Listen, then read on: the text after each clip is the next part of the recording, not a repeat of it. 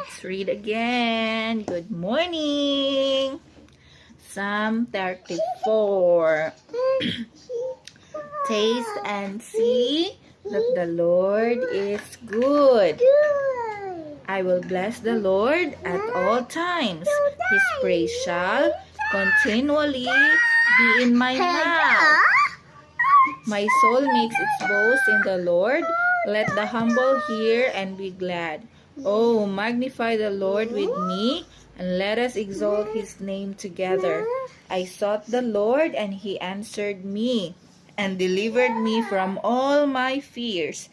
Those who look to him are radiant, and their faces shall never be ashamed.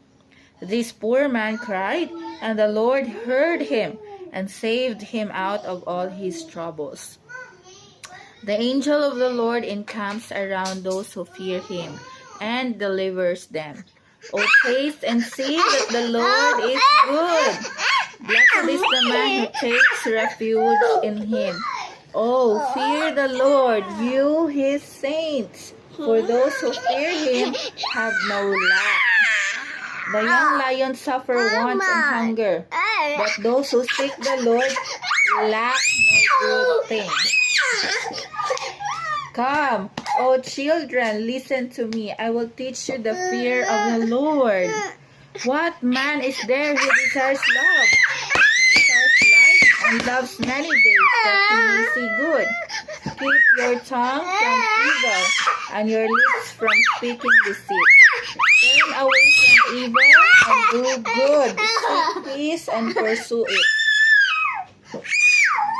Okay, the eyes of the Lord are toward the righteous, and his ears toward their cry. The face of the Lord is against those who do evil, to cut off the memory of them from the earth.